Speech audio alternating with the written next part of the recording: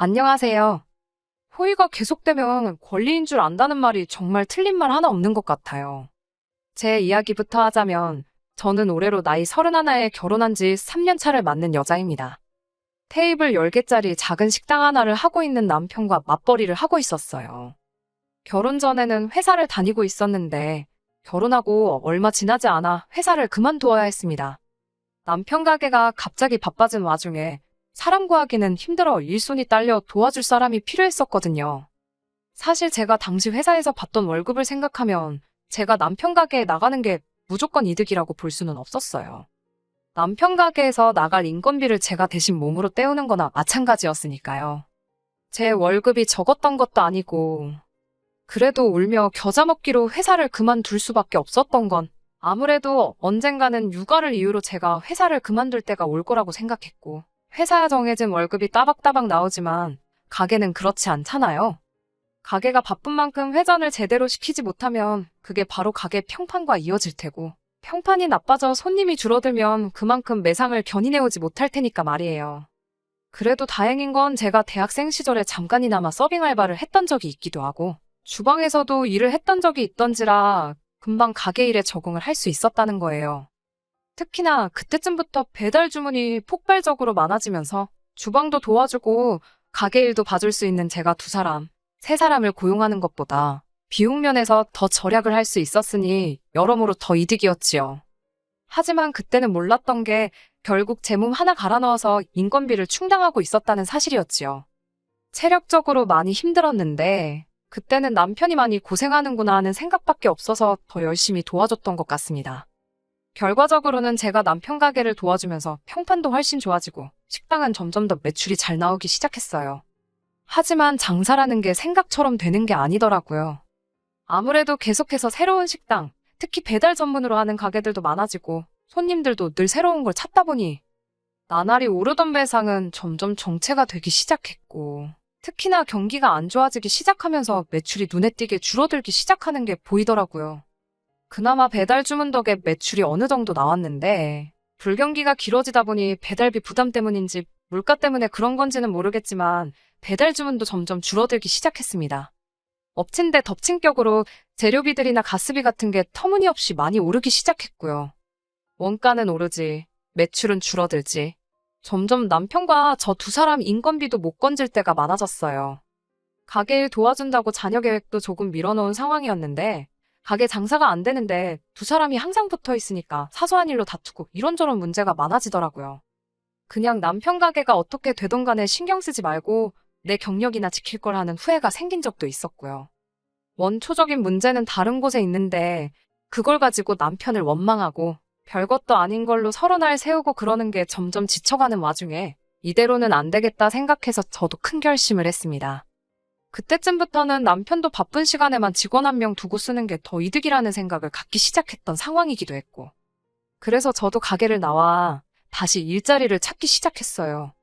그래도 거의 대학교 졸업하자마자부터 직장 생활을 했던 터라 제 경력이면 금방 관련 업종에 취직을 할 수 있을 거라 생각했는데 막상 시작해보니 그것도 여의치가 않더라고요. 아무래도 3년에 가까운 시간 동안 경력 단절이 있었기도 하고 업계가 워낙에 트렌드에 민감한 쪽이다 보니 장기간 경력 없이 업계를 떠나 있는 제가 취직하는 건 힘들어 보였습니다. 그래도 하늘이 무너져도 솟아날 구멍이 있다더니 제가 회사 다니던 당시에 아름아름 친하게 지내던 인맥들 덕분에 집에서 프리랜서 형식으로 일감을 받아와 일을 할 수 있었어요. 수입만 따지고 본다면 회사 다니며 월급 받는 것보다도 못한 수준이었지만 남편 가게에서 신경 날카롭게 곤두세우며 있는 것보다는 훨씬 좋았습니다.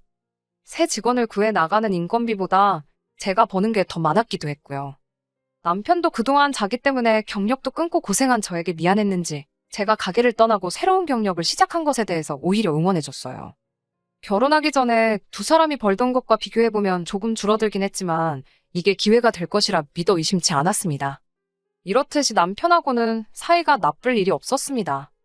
하지만 언제나 문제는 시댁에서 시작하듯이 저 또한 다를 게 없었어요. 남편이로 2살 차이 나는 누나가 있습니다. 저에게는 시누이지요. 사실 결혼 후에는 가게 일 돕는다고 정신없이 바빴던 터라 시댁과는 거의 마주치거나 갈등이 생길 일이 없었어요. 더더군다나 식당 특성상 주일이고 주말이고 상관없이 가게 문을 열어야 했고 명절 때도 배달 주문 같은 거 생각해서 가게를 늘 오픈을 했었거든요. 그런데 제가 가게를 떠나 집에서 재택근무를 시작하면서는 이야기가 달라졌어요. 남편은 여전히 가게를 지켜야 했지만 저는 아니었으니까요. 제가 가게를 나오고 재택근무를 시작하기까지 2달 정도의 공백이 있었는데 그게 시어머니 눈에는 썩 좋게 보이지는 않았나 봅니다. 제가 회사까지 그만두고 남편 가게 일을 돕겠다 결정했을 때는 현모양처가 따로 없다 하시던 시어머니가 아들이 힘들게 가게 지키며 돈을 벌어오는데 집에서 띵가띵가 놀고만 있다는 생각을 하셨나 봐요. 실상은 그게 아니고 저도 그때 일자리 구한다고 마음고생하면서 쉴 틈 없이 회사 알아보고 이력서를 준비하고 있던 상황이었는데도 말이에요.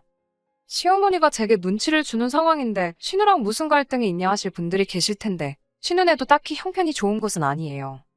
신우네 또한 맞벌이 부부 생활을 하고 있었고 육아도 중요하지만 형편상 육아를 이유로 직장을 관둘 여유가 있는 집이 아니었어요. 그런데 그런 신우가 당시 출산을 앞두고 있었거든요. 제가 남편 가게 일을 돕고 있을 때는 애는 언제 가질 거냐 한 번도 물어보신 적 없는 시어머니가 제가 취직을 준비하기 시작한 때를 기점으로 저한테도 신우네를 본받아서 얼른 아이를 가지는 게 좋지 않겠냐 하는 이야기를 해왔습니다. 자녀 계획이 없던 것도 아니고 특수한 상황 덕분에 미뤄지게 되었지만 저 또한 딩크로 살 계획은 없었거든요. 하지만 당장 유일한 밥벌이 수단인 남편의 가게가 저런 상황에 무턱대고 아이를 가지는 건 딱히 좋은 계획처럼 느껴지지 않았어요. 어차피 본의 아니게 3년 긴 시간을 미루게 된 거 더 많이는 아니더라도 앞으로 1년 정도는 상황을 지켜보고 싶었습니다. 불경기도 언젠간 지나가지 않을까 하는 생각도 들었고 어쨌든 남편 가게가 잘 되던 시기에는 2사람 인건비 이상은 벌던 곳이었으니 조금 더 상황을 지켜보고 경제적인 안정을 찾고 나서 준비해도 늦는다는 생각이 들지 않았었어요.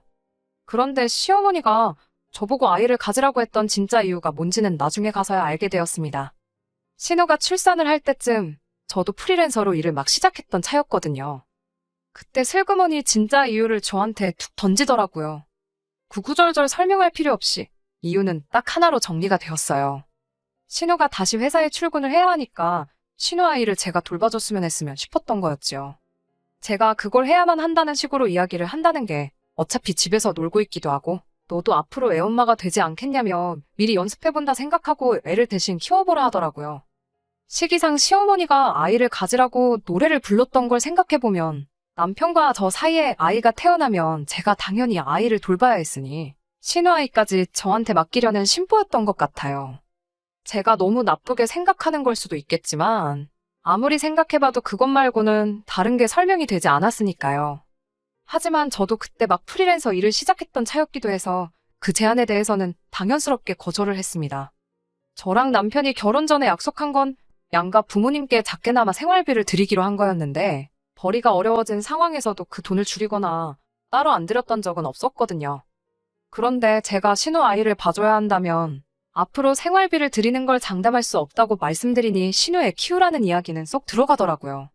다행히 남편도 중간 역할을 잘해준 덕분에 그게 시어머니와 저 사이의 갈등으로 이어진다거나 하지는 않았습니다. 그 후로 그 이야기는 완벽히 정리가 된 거라 생각했는데 6개월쯤 지난 뒤에 신우가 저한테 기니할 이야기가 있다고 저희 집까지 찾아왔어요. 교류도 거의 없이 지내던 신우였는데 기니할 이야기가 있다고 하니 그게 좋은 이야기일 거라는 생각은 들지 않았습니다. 안 좋은 예감은 틀리는 법이 없다더니 신우가 꺼낸 이야기는 결국 시어머니가 저에게 부탁했던 것과 같은 이야기였어요. 그나마 6개월간은 출산휴가를 내서 신우가 직접 아이를 돌보고 있었다고 합니다. 그런데 그 이상은 힘들었나 봐요. 회사에서도 눈치를 주고 신우 책상을 뺀다니 어쩐다니 하는 이야기가 나오기도 하고 그랬다고 하더라고요. 그렇다고 아예 회사를 그만두기에는 심해부 외벌이로는 육아까지 턱도 없다고 자기가 꼭 출근을 해야만 하는 상황이라고 하더라고요. 신우가 하도 간곡하게 부탁했기도 하고 저 또한 다른 이유지만 경력이 단절된 아픔을 누구보다 잘 이해할 수 있는 상황이기도 해서 다시 생각을 해보기로 했어요. 어차피 저는 재택근무로 집에서 일을 할 수 있기도 했고 더군다나 남편 가게 매출이 당장 회복이 될 기미가 보이지 않는 와중이었는데 저 역시 일감이 썩 많이 들어오던 편은 아니었거든요. 좋은 게 좋은 거라는 말도 있잖아요. 저는 저대로 신우 아이 돌봐주면서 조금이나마 경제적인 여유를 찾고 신우는 신우대로 아이 걱정은 내려놓고 경력을 유지할 수 있을 테니까 말이에요. 그야말로 일석이조 윈윈이라고 생각을 했었나 봐요. 하지만 저도 할 일이 아예 없던 건 아닌지라 신우한테 일단 어린이집을 보내놓으면 제가 하원까지 시켜주고 심해부나 신우 퇴근할 때까지는 봐줄 수 있겠다고 이야기를 했습니다. 신우도 제가 아이를 케어해준다는 말에 얼굴이 화색이 돌더라고요. 남편은 저도 일을 하는데 애까지 돌보려면 힘들지 않겠나 걱정을 해주긴 했지만 아무래도 상황이다 보니 조금이나마 더 벌어오려는 저를 두고 하지 말라는 말은 못하더라고요. 이래저래 알아본 결과 어린이집에 일단 등원시키면 4시에 끝나 하원을 시킬 수 있고 신우나 심해부 둘 중에 한 명이 퇴근을 하게 된다면 아무리 늦어도 오후 7시 전후였어요. 대략 3시간 정도만 봐주면 되는 거니 하루에 3만 원만 받기로 했습니다. 최저임금 정도밖에 되지 않는 돈이었고 저도 제가 하는 일 외로 조금 더 여윳자금을 만들기 위해 하겠다 했지만 더 달라고 하기도 뭐해서 그렇게 하기로 했어요. 신우집이나 시댁이나 거리가 그렇게 먼 편은 아니었던지라 그렇게 힘들지는 않았어요. 그런데 그렇게 딱 일주일이 지나니 신우가 처음에 말한 것과는 다른 부탁을 해왔습니다. 아무래도 출산휴가로 자리를 비운 동안 회사에 미운털이 박힌 것 같으니 남들보다 훨씬 일찍 출근을 해야겠다며 혹시 저한테 아이 등원까지 시켜줄 수 있느냐 부탁을 해왔어요. 저도 집에서 하는 일이긴 하지만 이러나 저러나 일을 하고 있는 거라 그건 좀 힘들겠다 했더니 어차피 재택근무인데 어디서 하는 게 뭐가 문제겠냐며 출근하는 셈 치고 조금 일찍 와서 아이 등원시켜주고 자기 집에서 일을 하면 안 되는 거냐고 계속 부탁을 해왔습니다. 노트북 하나만 가져가면 사실 웬만한 업무는 다 볼 수 있던 상황이기도 해서 그렇게 해주기로 했어요. 점심 식사가 걱정이긴 했는데 신우가 그래도 신경 써준다고 냉장고에 시어머니가 해다 주신 반찬도 꽉꽉 채워두고 그랬거든요. 그런데 그것 또한 처음 몇 주 만이 전부였어요. 제가 반찬 투정을 하거나 그런 게 아니었고 점점 황당한 상황이 이어지기 시작했거든요. 처음에는 그냥 신우가 많이 피곤한가 보다 싶었어요. 아이 등원시켜주고 일하다가 점심때가 돼서 부엌에 가보니까 전날 신우네가 먹은 설거지거리가 그대로 남아있었거든요. 그릇 몇 개뿐이지 뭐가 엄청 많았던 건 아니라서 제가 먹은 거 치우는 김에 같이 해줬어요. 그런데 그 다음날에도 똑같이 설거지거리가 싱크대에 그대로 담겨 있었습니다. 그래서 두 번째에는 그냥 제가 먹은 것만 치우고 말았지요. 그리고 또 그 다음날에 갔는데 전날 낮에 봤던 설거지거리는 그대로 있고 오히려 전날 저녁 식사 설거지거리가 추가가 돼서 쌓여있더라고요. 그래서 일부러 그날은 식사를 나가서 했어요. 그리고 그 다음날 역시나 전날 저녁 식사 설거지거리가 추가돼서 3일치가 쌓여있는 거예요. 회사 일이 암만 힘들다고 해도 그때쯤부터는 조금 의도적인 게 아닌가 싶은 생각까지 들었습니다. 남편한테 이 이야기를 했더니 남편도 설마 누나가 힘들어서 그랬겠지. 저를 시켜먹으려 그런 건 아닐 거라 하더라고요. 그러면서도 살짝 미심쩍은 부분이 있었는지 앞으로는 자기가 가게에서 다음날 먹을 도시락을 만들어서 올 테니 괜히 밥 얻어먹었다는 생각에 설거지 같은 거 해주지 말아라 하더라고요. 엄연히 애 돌보는 거 해주기로 간 거지 집안일 해주러 가는 게 아니지 않냐 하면서요. 서로 불편한 일 만들 필요 없겠다 싶어서 저도 그렇게 하는 편이 낫겠다 생각했어요. 설거지거리가 며칠 동안 계속 쌓여 있었는데 냄새 때문에 그런 건지 아니면 더 이상 쌓아놓으면 자기들 밥 먹을 그릇이 없을까봐 그랬는지 그 다음날에는 설거지가 싹 되어 있었습니다. 하지만 제가 도시락을 싸가지고 다니는 와중에도 여전히 설거지거리가 며칠 내내 쌓여있다가 한 번에 치워지고 그러기를 반복했어요. 그런 걸 몇 번 보니까 그냥 신우가 살림하는 스타일이 저렇구나 하고 말았지요. 결과적으로 보면 그건 신우가 저보고 하라고 쌓아놓았던 게 맞기는 했네요. 하루는 이런 일도 있었습니다. 항상 7시 전으로 둘 중에 한 명이 퇴근하던 두 사람이었는데 그날은 8시가 다 돼가는데도 두 사람 다 퇴근을 안 하더라고요.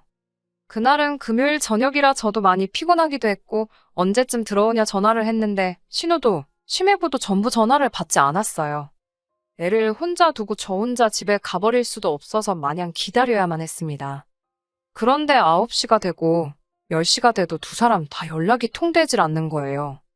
그쯤 되니까 두 사람이 연락도 없이 늦어서 화가 나는 게 아니고 무슨 일이 생긴 건 아닌지 걱정이 되더라고요. 시어머니한테 전화를 해봤는데 회사 일 해본 사람이 그 정도도 이해를 못 해주냐며 회사 일이 바쁜가 보다 하고 기다리라는 말만 하더라고요. 연락이 두절된 건데 걱정도 안 되시냐 했더니 일이 바쁘면 전화도 못 받고 그러는 거 아니겠냐 하시는데 제가 회사 일을 안 해본 것도 아니고 앞만 바빠도 전화 못 받을 정도로 바쁜 일이 뭐가 있겠어요? 설령 회사 일이 그렇게 바쁘더라 하더라도 다른 사람도 아니고 자기 자식을 맡겨놨는데 제가 설마 애를 두고 집에 돌아가지는 않았을지 걱정이 돼서라도 전화를 하는 게 당연한 거 아니지 않나요? 아니, 저한테 미안해서라도 어떻게든 짬을 내서 전화 한 통을 하는 게 맞다고 생각했어요. 결국 저희 남편까지 가게 문 닫고 같이 신우집에서 시조카 봐주며 집을 지켜야 했습니다. 그래도 남의 집인데 신우네 안방문 열고 들어가기도 뭐해서 결국 소파에서 남편하고 번갈아가며 남편이 집에서 가져온 담요 하나 덮고 쪽잠 자면서 자리를 지켰어요. 신우네 부부가 집에 돌아온 건 다음날 점심때나 되어서였습니다. 어디서 뭘 했냐 하니 아이 태어나고 두 사람이 오롯이 보낼 시간이 없어서 아쉬웠는데 마침 당근에 호캉스 예약해둔 걸 못 가게 된 사람이 싸게 매물을 올려놔서 그걸 사가지고 둘이서 하루 푹 쉬다 왔다는 거예요. 남편하고 저는 어이가 없었지요. 고작 둘이 호캉스 즐기겠다고 해도 내팽개쳐두고 전화도 없었던 거냐 따지니 저한테 집에 못 들어간다고 말하기 너무 미안해서 일부러 연락을 안 받은 거라 하더라고요.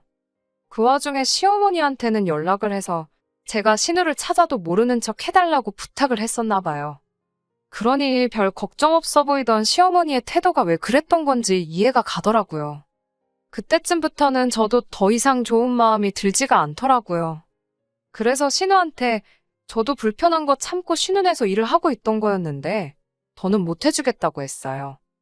호캉스까지 즐길 여유면 이제 회사에서도 눈치 볼 일도 따로 없는 것 같으니 그냥 원래 하기로 했던 대로 하자 했습니다.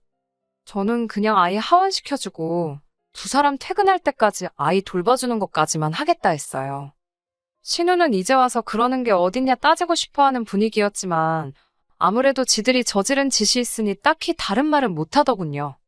아무튼 여차저차 그렇게 한 달이 지났습니다. 일주일에 15만 원씩 하고 신우 때문에 밤새야 했던 하루를 추가해서 50만 원을 달라고 했어요. 설거지나 호캉스 등등으로 스트레스 받은 거 생각하면 50만 원, 사실 돈을 벌었다는 생각도 들지 않았습니다. 그런데 입금했다는 신우 연락을 받고 통장을 확인해보니 어이가 없어서 웃음조차 나오질 않더라고요. 통장에 신우가 돈을 보내긴 했는데 들어온 액수가 받아야 할 돈의 반절인 25만 원 받게 되지 않았으니까 말이에요. 신우한테 다시 연락을 했어요. 25만 원은 뭐 현금으로 주시려고 그런 거냐 물으니 신우가 오히려 어이가 없다는 듯이 저한테 큰 소리를 내더라고요. 아무리 생각해봐도 자기가 손해라는 거예요. 하루 꼴랑 3시간 봐주고 그 큰 돈을 받아가냐고 성질을 부리면서 자기들도 저 때문에 추가적으로 나가는 비용이 더 많다고 오히려 큰 소리를 내며 따지고 들더라고요. 어차피 집에서 일하는 건데 아이 어린이집을 보낼 필요가 애시당초 왜 있냐는 겁니다. 말인즉슨 어린이집은 순전히 저 때문에 보내는 거고 어린이집 비용으로 한 달에 100만 원이 넘는 돈이 나가는 건 알고나 있냐고 따져묻더군요. 어린이집 비용 120에 저한테 50만 원까지 주면 자기들도 남는 게 없다는 소리지요. 신우한테 억지 부리지 말라고 어린이집 안 보내고 저한테 시간당 10,000원씩 준다 치고 계산해보라고 했어요. 하루 10시간이면 10만 원이고 주당으로 따지면 50씩이다. 한 달이면 최소 200만 원씩 나가는 걸 모르겠느냐 따졌지요. 그랬더니 신우가 저보고 그게 문제라는 겁니다.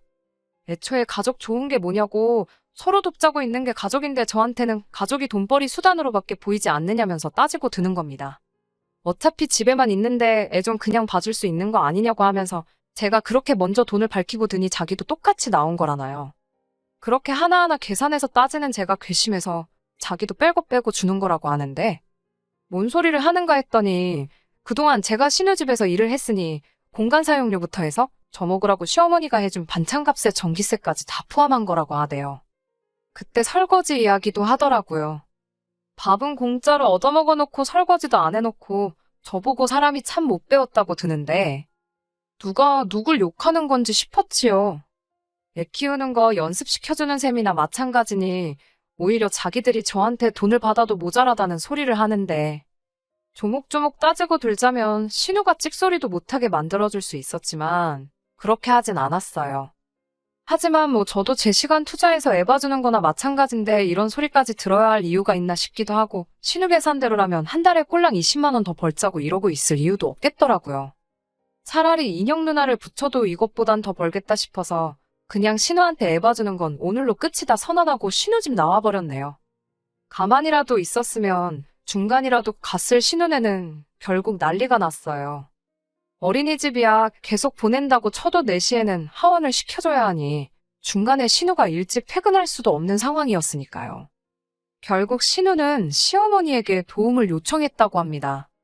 저한테는 연습하는 셈 치고 공짜로 신우 애를 키워달라는 시어머니였는데도 자기 딸 자기 손자 봐주는데 그냥 해주긴 싫으셨나 봐요. 신우한테 한 달에 250만 원씩 달라고 하셨다네요. 그런데 신우벌이가 딱 그 정도였거든요. 신우 딴에는 또 밑빠진 독에 물 붓는 기분이었나 봐요. 결국 저한테 다시 연락을 해오더라고요. 변명이랍시고 한다는 게 그게 다 시어머니 생각에서 나온 거였다며 시어머니와 저를 이간질까지 하려들대요. 제가 신우아이를 공짜로 봐주는 게 맞다고 자꾸 시어머니가 옆에서 바람을 넣는 바람에 그렇게 된 거였다고 미안하다고 사과를 해오더라고요. 돈 줄 거면 집안일이라도 시키라던 시어머니 말 때문에 설거지도 저한테 떠넘기려고 했던 거라고. 연신 미안하다고 사과를 하면서 이게 다 시어머니 탓이라고 원래 하던 대로 하자면서 저를 설득하려 들길래 신우한테 좋은 생각이 있다고 말하고 제 생각을 말해줬네요. 시어머니한테 250씩 드리고 식사 준비며 설거지에 청소까지 다 시키시라. 그리고 공간 사용료를 시어머니한테 청구를 해서 한 달에 100만 원씩 돌려받으시라고요. 저한테 했던 거랑 똑같이 말이죠. 그러면 신우도 그렇게 손해보는 게 아닌 거 아니냐고 말했더니 신우가 꿀먹은 벙어리가 돼서 아무 말도 잊지 못하다가 전화를 끊어버리더라고요. 결국 신우는 직장을 그만두고 자기가 직접 아이를 키우기로 결정했다고 합니다. 경력이 끊긴 아픔을 누구보다 잘 이해할 수 있는 저였지만 신우가 그렇게 된 건 자업자득이라고 생각해요. 이번 사건으로 인해서 저는 시어머니와 사이가 많이 나빠졌고 신우랑은 거의 연을 끊은 거나 마찬가지처럼 지내고 있어요. 솔직히 연을 끊는 게 두렵다거나 무섭다거나 하지는 않아요. 오히려 연 끊고 지내면 저한테는 더 이득이지 않나 싶어요. 남편이 중간에서 난처하긴 하겠지만 이번에 남편도 신우와 시어머니한테 당한 게 있으니 쉽게 풀 것처럼 보이진 않네요. 끝까지 들어주셔서 감사합니다. 오늘의 사연은 여기까지입니다.